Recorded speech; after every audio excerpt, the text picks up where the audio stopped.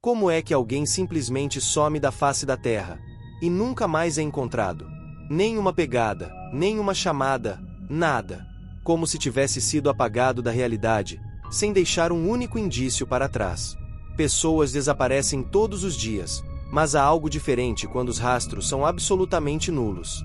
É como se a própria lógica fosse desafiada. Como se houvesse uma força invisível capaz de apagar histórias, identidades, presenças.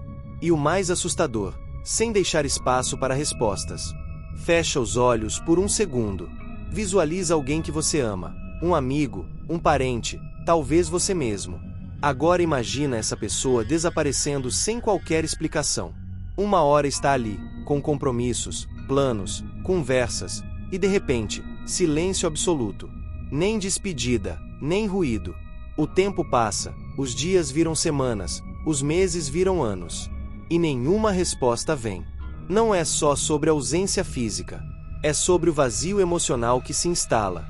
A sensação de impotência, de fracasso coletivo. E se isso acontecesse com alguém próximo a você? O que você faria? Onde buscaria por respostas? Até onde iria? Hoje, vamos falar sobre 3 casos que desafiam a lógica, que intrigam até os mais céticos, e que mostram que, mesmo com todo o avanço da humanidade, ainda somos pequenos diante de certos mistérios. Histórias que se transformaram em enigmas, e que até hoje permanecem sem solução. Caso 1. Lars Mittan, o turista que fugiu e nunca mais foi visto. Lars Mittan tinha tudo para ser mais um jovem aproveitando as férias com os amigos. Aos 28 anos, viajou da Alemanha para a costa da Bulgária. Sol, praia, risadas. Mas um desentendimento com torcedores de futebol locais muda o rumo da viagem. Depois disso, Lars passou a apresentar um comportamento que deixou todo mundo em alerta. Ele dizia estar sendo vigiado. Mandava mensagens para a mãe, pedindo que ela cancelasse o cartão bancário, afirmando que pessoas queriam machucá-lo. Os amigos, assustados, voltaram para casa antes. Ele ficou sozinho, e o que aconteceu depois levanta mais perguntas do que respostas.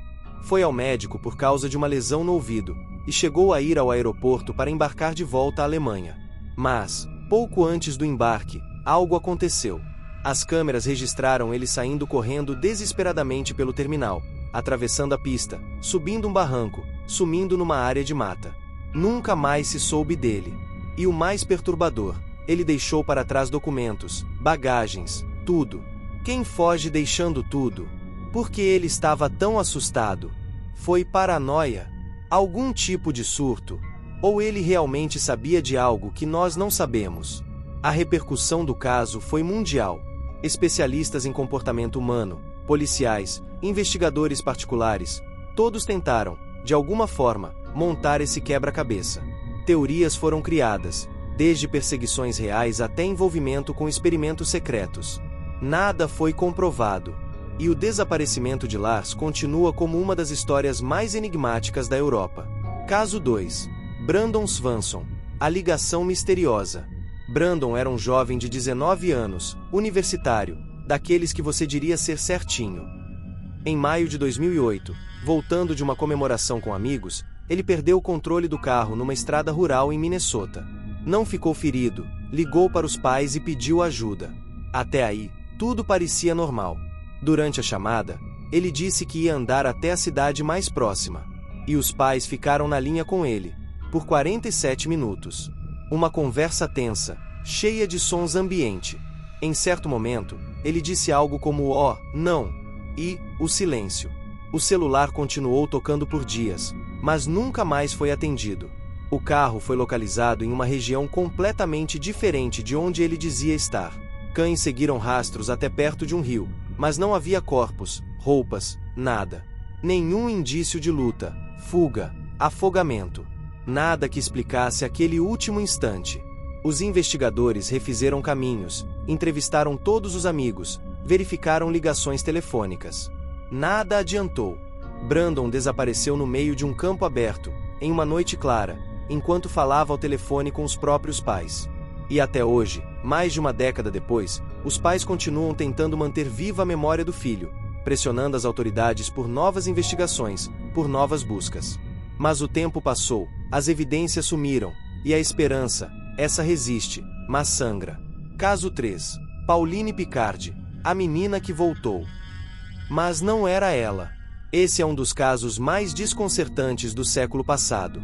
Em 1922, Pauline Picardi, de apenas 2 anos, brincava na propriedade rural da família, na França, quando sumiu sem deixar pistas. O desespero da família mobilizou a região, a polícia e a imprensa. Alguns dias depois, surgiu a notícia. Uma menina com as mesmas feições havia sido encontrada a dezenas de quilômetros dali. Estava suja, muda, confusa. Mas era parecida o suficiente para convencer os pais. Ela voltou para casa, e todos comemoraram. Mas logo vieram as dúvidas. A menina não reconhecia a família, não se conectava com o ambiente. E, semanas depois, um vizinho encontrou um corpo infantil mutilado numa mata próxima à propriedade da família. Ao lado, as roupas da verdadeira Pauline. A menina que ficou com os Picardi era, então, uma desconhecida. Quem era ela? De onde veio? E quem levou Pauline? Nada disso foi explicado. O caso virou manchete nos jornais da época, mas nunca teve uma conclusão definitiva. Hoje, estudiosos de crimes históricos, criminologistas e pesquisadores ainda citam o caso Pauline Picardi como um dos grandes mistérios do século XX. A teoria de que ela teria sido sequestrada e morta, enquanto outra criança foi usada para encobrir o crime, é apenas uma entre tantas. Mas nenhuma resposta definitiva foi dada. Essas histórias têm algo em comum, nenhuma explicação convincente. São reais, registradas, e deixam aquela sensação incômoda de que algo não fecha, de que faltam peças nesse quebra-cabeça. O mais assustador talvez não seja o desaparecimento em si, mas o silêncio que fica depois.